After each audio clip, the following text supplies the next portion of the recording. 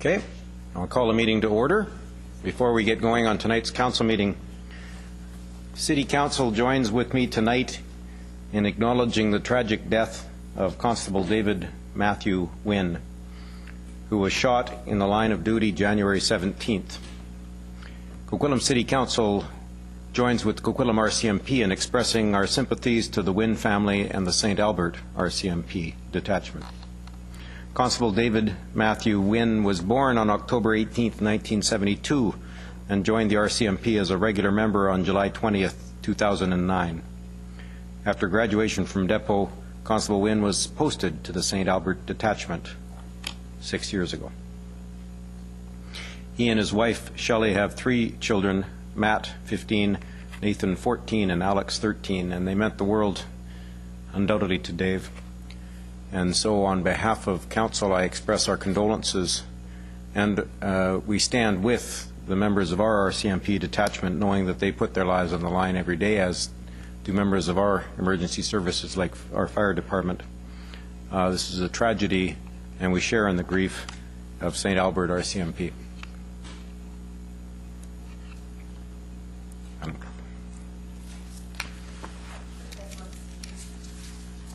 My mic would help. First item on this evening's agenda are minutes of the regular council meeting held Monday, January 12th. The recommendation is that council approve those minutes. Moved by Councillor Asmussen, seconded by Councillor Hodge. All in favour? Opposed? Carried unanimously. The next 3 items relate to the bylaws considered at this evening's public hearing. The first being City of Coquitlam Official Community Plan Amendment Bylaw number 4537 and City of Coquitlam Zoning Amendment Bylaw number 4538 for a proposed subdivision in the 3500 block of Sheffield Avenue. The first recommendation is that Council give second and third readings to City of Coquitlam Official Community Plan Bylaw number 4537 2015 Amendment Bylaw, sorry.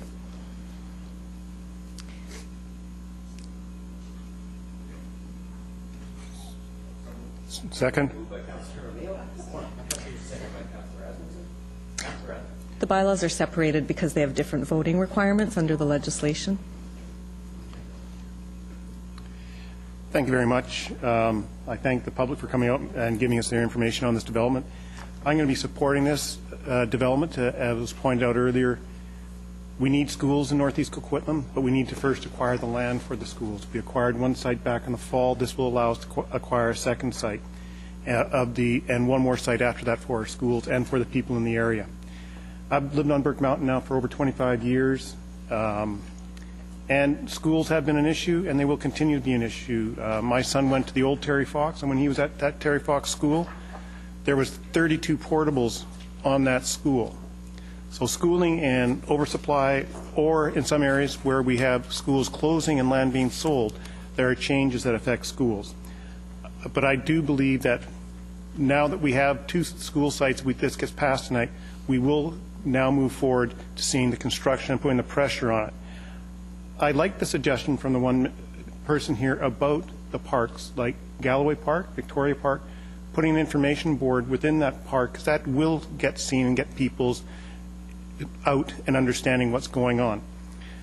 I will also say, and some of the people have left, that promoting for that being a previous president of the Northeast Ratepayers Association, I would probably also strongly recommend the people in that neighborhood that want to stay informed join the Northeast Ratepayers Association, get involved with that to get better informed of what's going on the mountain. I think we have tried our best to get the information out there. Councillor Hodge and I, we've proposed different signage for arterials, about future school sites, park sites, when they are zoned and applied.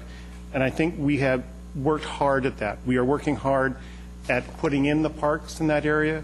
We have had the Marguerite, the Galloway, the Millard. We're now working on the 2 plans in the Queenston Park. We're looking at the Lee Park and the rebuild Victoria Parks. We are doing our share of it.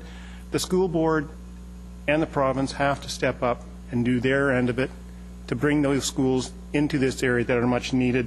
And I know, talking with MLA Horn, that he has been working hard to secure those funds, and I know he will continue to advocate for us on that area. But I think this zoning meets all the requirements. There is no OCP amendments. This is what the plan called for, and this is what they're building, and I'll be supporting this application moving forward. Thank you.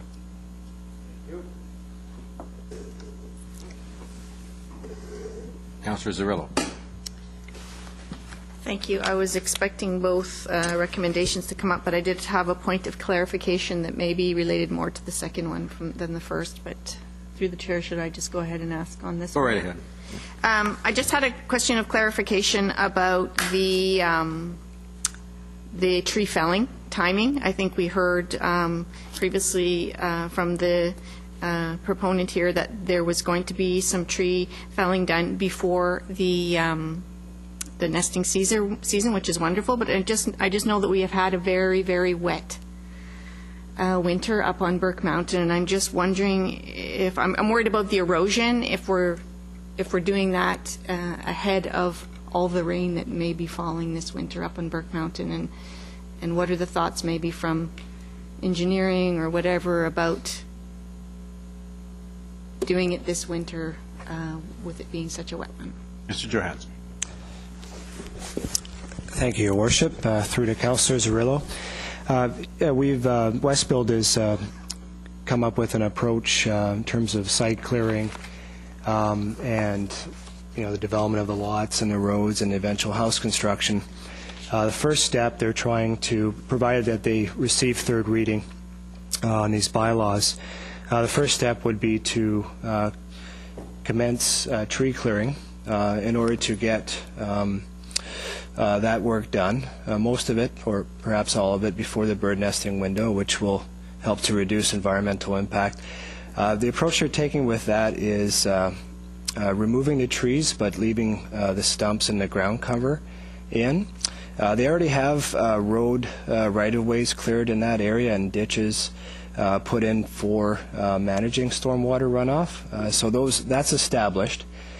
And as they move through that, they're going to be putting in quite an extensive erosion and sediment control plan, which we will be reviewing before they do it and approving before they do any work. With the natural ground cover still in place, that does reduce the rate of the water that's infiltrating into the ground, and that will minimize erosion relative to a bare site. They're also using level water spreaders, which is a technique of collecting water in ponds. They have 3 of them planned. And then from those ponds, which fill up during a rain event, like we just had this past weekend, the water gets siphoned off from those ponds in a gradual rate and returned to the natural forest floor in a way that doesn't create erosion. So beyond that, they'll be taking out the stumps and preparing the site in stages, and then preparing the lots and the retaining walls.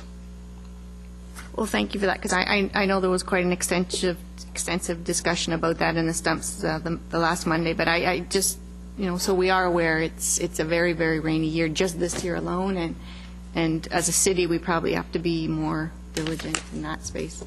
I'll just make my comments now, then there's no use for me to speak again at the other one. I understand that we're here to do land planning, to build not just homes but communities. We heard about it today. And although it's not our responsibility to build schools, I think it's our responsibility to ensure that we build the best communities that we can to satisfy the residents. And we heard it loud and clear tonight, but many heard it through the election period, that dissatisfaction is growing up on Burke Mountain. And perhaps it's time as a city that we talk about the pace of growth that's suiting the interests of the current citizens, really putting them first and their needs first, and they're worried about the amount of children coming up on the hill. That being said, I totally agree that we need to get this school site secured, and I commend Westbuild for putting together a package which allows them to get the site going and to get the servicing going. So I'm also of the mind that we need to move this one forward, but I think as far as putting new residents in, we really have to think about how we're going to pace that going forward. Thanks so much. Councillor Reid. Thank you. Well, I have saved my comments till I guess all the folks that were very concerned have gone, but I'll make them anyhow and hope that they'll listen. When we do the OCPs, and we've done them many years ago, like 10 years ago, some even longer than that, and we are obligated to consult with the school board, and the school board can come and pick out the amount of sites that they need, and we are further obligated to designate those as school sites, or show them as school sites on the OCP as they go forward. Now, as a realtor, when I have properties that I am selling, I get from the developer a disclosure that tells me where the schools are going to be, where the parks are going to be, where the roads, where proposed fire halls or community centers are going to be. And in that disclosure, school sites are important, that I know that. And we pass those things from the property developer to builders to realtors to all the folks that are dealing with land up there. And of course, that's how the new owners and new citizens coming into Coquitlam sort of have an idea. As the one lady said, I was living between 3 schools. And she may very well have been with the OCPs, which we have all done correctly. What happens in the meantime is that our school board, especially last year, was going through a few financial issues and crises of their own. And we were pushing so hard for a school that I have to say that I think the mayor and senior staff just, they couldn't have done more. I mean, for a while I thought Pete was working for the school board, not for the city. He was so busy out there trying to help them do whatever they could to move the school forward. And I will say, as was the developer, the major developer up there, Westfield, I know for a fact that they met many times with the Victoria folks. Our MLA, Doug Horn, as Councillor Asmundson mentioned, he was full frontal out there trying to stick up for our development, our school board, and trying to get all the money. It just didn't come together. And if you want to do anything, you folks up on the Hill, I would say that you have to lobby the province. Just lobby the province. I think that's the only thing that we can tell you to do. I can tell you that we have, it's so frustrating for me to sit here and listen to how frustrated you are, because there is nothing more that we can do, and that really smarts. But one of the things I think we're going to have to do, and I'll look at the Westfield representative in the audience, is that I think from now on we are going to have to make sure that when we put the OCPs out and Westfield gives out the plans and all those things, we are going to have to make sure it's proposed school. Proposed, not definite, so folks know that they can't absolutely rely on this OCP. And the other thing that we have done in the last year or so is we have stopped allowing these sites to be held for 10 years before a decision is made. That's just wrong, in no matter how you do it. So I'll be supporting this. I'll be supporting it because I need the school, and I love the suggestion that we build 2 at a time. 3 at a time would be even better. But I think it's very, very important to get this moving, and I can tell you that this council, our staff, and all of us here, we're just waiting for a school, and we don't even have any kids to put in it, but we're waiting. Thank you. Thank you. I'll make my comments as well. As I said earlier, a number of members of council met with the Minister of Education last fall. That was one of many meetings and discussions with the Minister of Education and with other staff at the provincial level and politicians at the provincial level trying to break this logjam that we find ourselves in. But it was deja vu in so many ways, because I remember a discussion with the Minister of Education in 1992 about trying to find a better way to build schools. At the time, the expression came out of an old gangster movie, I think, about don't shoot till you see the whites of their eyes. And the rule about building schools is don't build them until you see the whites of their eyes, until the kids register. Don't start talking about schools. All the other development services that need to be there, everything else, the fire hall, the sewer, the water, everything that we need as a new neighborhood, the city makes sure it gets in, because it's our responsibility. There's 2 that aren't our responsibility: buses and schools, and we know what happened with both of those. They're not there yet, and the other ones are falling into place. It's an absolutely wonderful neighborhood, and it's going to be great when we can get the buses running up there and we can get the schools built. But we need as we were screaming in 1992, we need a different system for approving, funding, and building schools in new neighborhoods. This is a problem in lots of communities, and when we were trying to get Summit Middle built 16 years ago, there were parents. It was actually called Steps to the Summit, the campaign. There were parents and there were members of the school board, and there was the DPAC, and everybody was all fighting for the same thing. We needed Summit Middle built because there were parents driving their kids off of that mountain and trying to find a middle school somewhere else in the community. And today, here we are, 16 years later, and it's exactly the same problem, and now it's our fault. So that's one of the challenges where we have to deal with. We have to get the province to change the way these things are approved. We need the school board to work more closely with the city and to make decisions earlier, and when they change their mind, to make it very public that they've changed their mind, so that the people that are relying on those decisions are as much as possible satisfied by the outcomes. But today is about, is this the right land use for these particular parcels? And it absolutely is the right land use. It's consistent with the land use that we as a council have supported all along. We've got other work to do on the school, but that's not the issue for today. It's land use, and I'll be supporting this land use. Councillor Marsden. Thank you. I will be certainly supporting this proposal. There's a couple of components here. The comments from our city manager with regards to the message we'd be sending to the province by not moving forward here truly resonate with me. I think what we have to do, we've heard it from our residents, it's been said around this table very clearly that we want our schools. And in my short period of time here on council, very short period of time, I've seen a great deal of work being done by our staff, and certainly the support by my peers and the mayor. We certainly need to move forward with this area, and so I'll be supporting that, because I think getting the land committed enables us. It's a key component of moving forward. What we have heard through this as well, though, is that we can never communicate too much, and I think, given all the work that has been done, and again, looking at the signage being put up and the pieces in the newspaper and putting it on the website, we need to look and perhaps talk to some of the, whether it be the Northeast ratepayers, and identify ways in which we can enhance that communication. We heard from some very, very passionate homeowners, and those are the people that you want to build your communities around. And so they're there.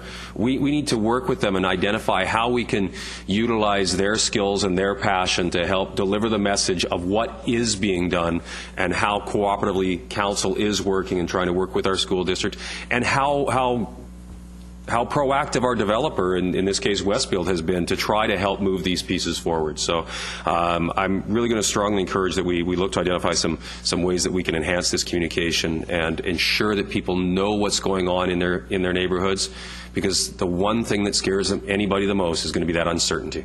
So thank you. Thank you. Councillor Hodge. Well, tonight we had a public hearing to discuss a land proposal, land development, and that's something we hear on a regular basis here, especially about land on Burke Mountain. A proposal for 137 lots and a school site. But what we heard at this public hearing over and over again, what we heard was residents calling for schools. It became a meeting about the needs of Burke Mountain. It became a meeting about schools. And the one thing about this particular proposal tonight is it contains a school site. And I think that's one of the things that residents up there have been calling for.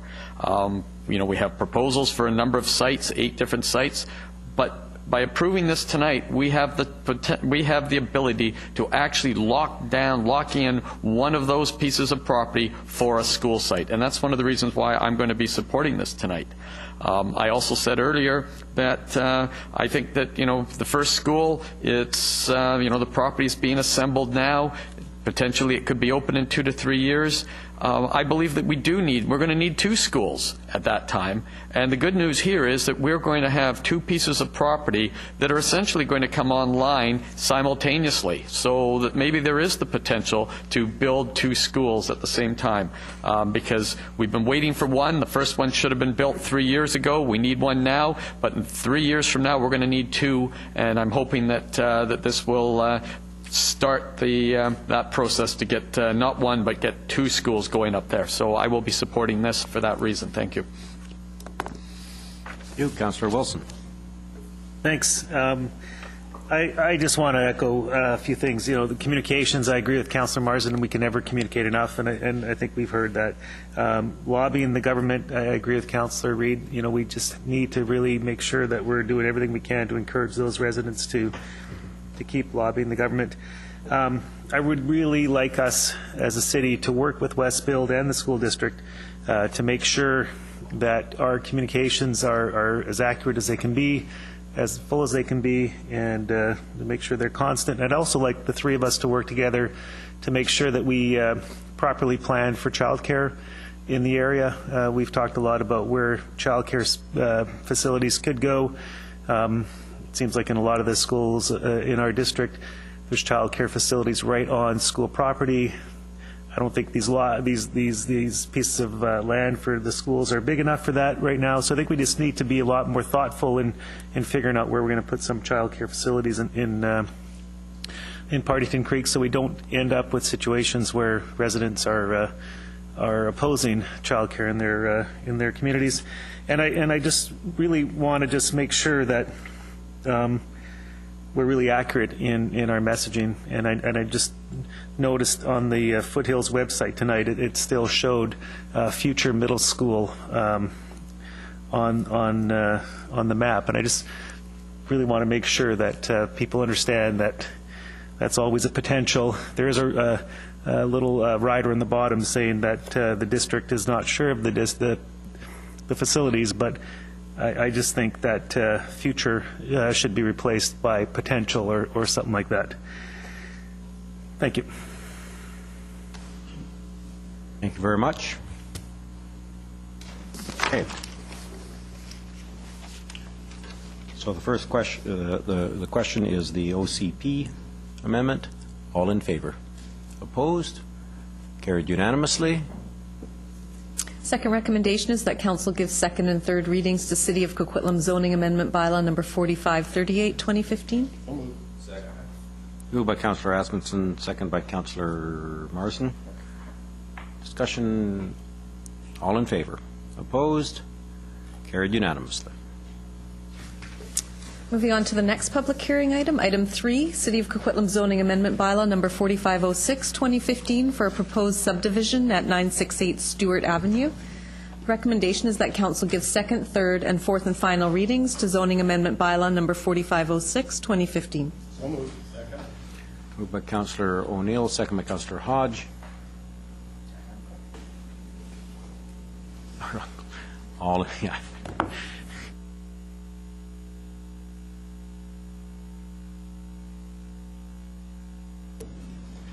Sorry, that was all in favor. Opposed? Carried unanimously. See smiles and applause. Item 4, the last item on this evening's public hearing agenda, City of Coquitlam Zoning Amendment Bylaw number 4536, 2015 for a proposed subdivision at 1400 Haversley Avenue. Recommendation is that Council give second, third, and fourth and final readings to Zoning Amendment Bylaw number 4536, 2015. Moved by Councillor Hodge, second by Councillor Asmundson. I will simply say this is the way it gets done. This is last time that wasn't the way it happens. This time that's the way it happens. So thank you. All in favor? Opposed? Carried unanimously.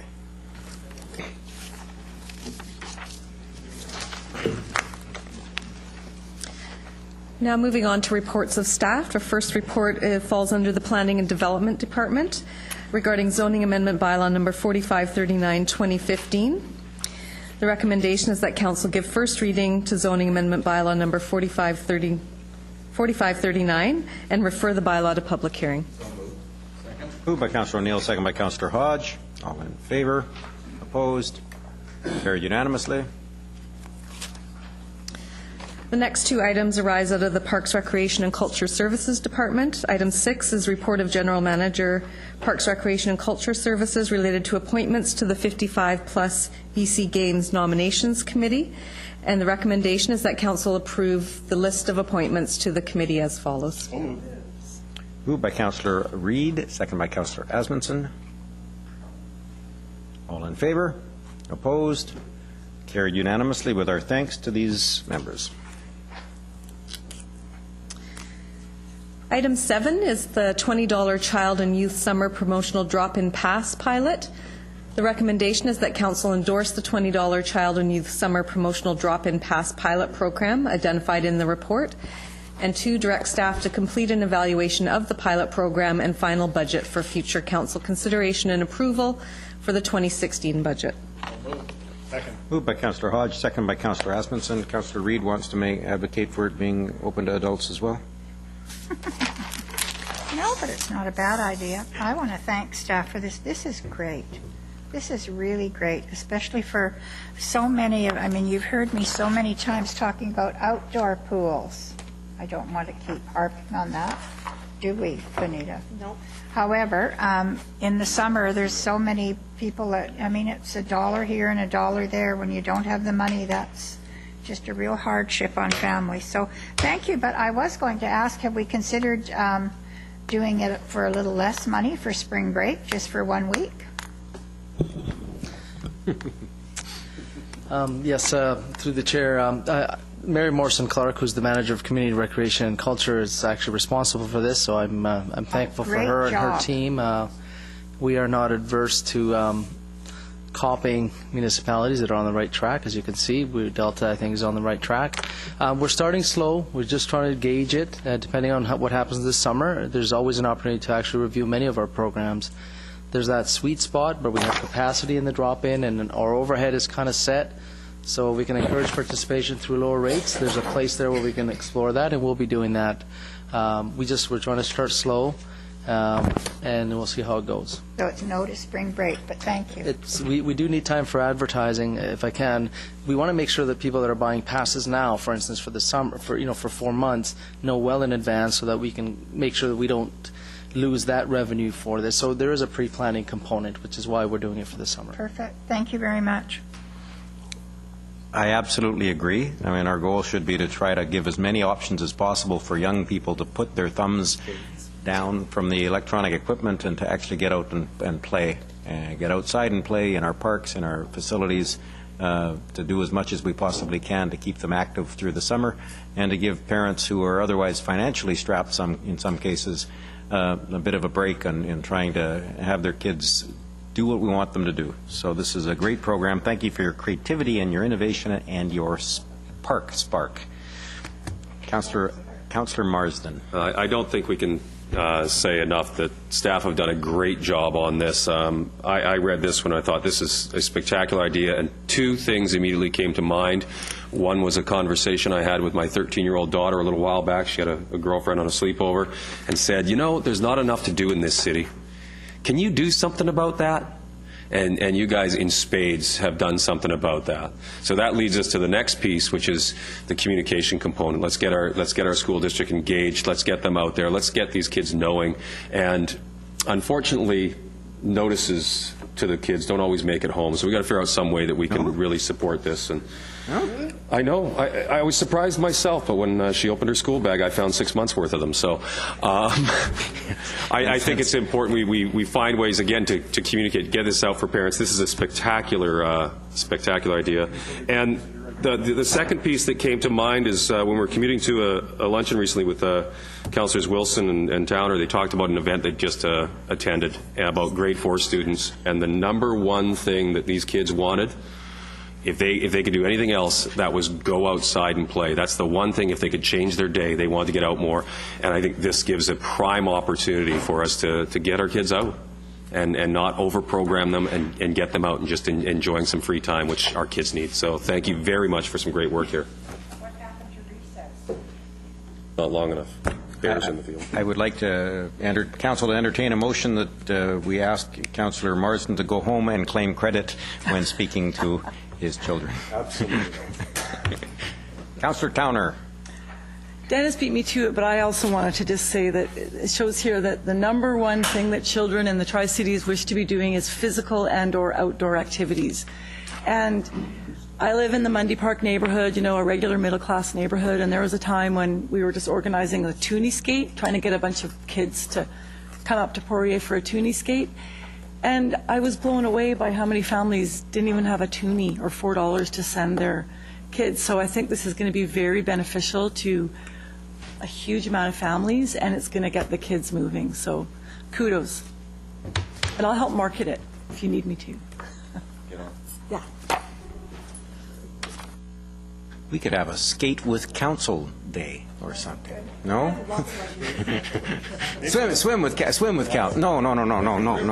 Never mind. Yeah. I'm just going to put the motion before us before I get into deeper trouble. All in favor of this great idea? All opposed, because I'm open-minded. Motion carries unanimously, and with our deep thanks to the Parks and Recreation and Culture staff.